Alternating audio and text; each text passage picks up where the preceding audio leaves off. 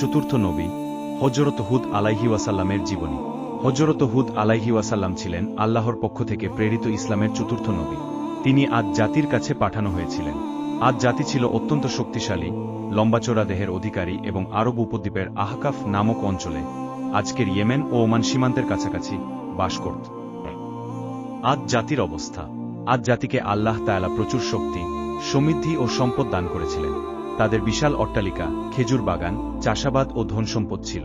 কিন্তু তারা অহংকারী হয়ে পড়ে এবং আল্লাহকে ভুলে মূর্তি পূজা করতে শুরু করে। শক্তির গর্বে তারা অন্যদেরকে তুচ্ছতাচ্ছিল্য করত। হযরত হুদ আলাইহি ওয়াসাল্লামের দাওয়াত। আল্লাহ তাআলা তাদের হেদায়েতের জন্য হযরত হুদ আলাইহি ওয়াসাল্লামকে নবী বানালেন।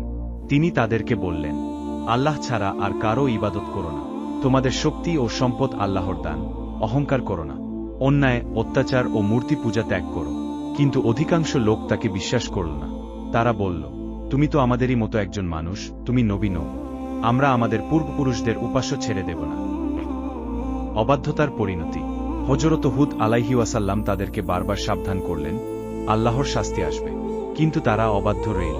অবশেষে আল্লাহ তাআলা তাদের ওপর ভয়ঙ্কর ঝড় ও বাতাসের আযাব পাঠালেন। এই ঝড় 7 রাত 8 দিন চলল। প্রবল বাতাসে তাদের বিশাল প্রাসাদ, অট্টালিকা, বাগান সব ধ্বংস হয়ে গেল। তারা মাটির সাথে মিশে গেল। হযরত হুদ আলাইহি ওয়াসাল্লামের মুক্তি। আল্লাহর নবী হুদ আলাইহি ওয়াসাল্লাম এবং যারা তার প্রতি ঈমান এনেছিল তারা নিরাপদে রক্ষা পেল। আজও আরবের বালিয়াড়িতে আদ জাতির ধ্বংসাবশেষের নিদর্শন রয়েছে। 1. আল্লাহর দেওয়া শক্তি ও সম্পদ নিয়ে গর্ব করা যাবে না। 2. মূর্তি পূজা ও কুফরি করলে আল্লাহর শাস্তি নেমে আসে। 3. নবীদের অবাধ্যতা করলে জাতি ধ্বংস হয়, আর যারা ঈমান আনে তারা নিরাপদ থাকে।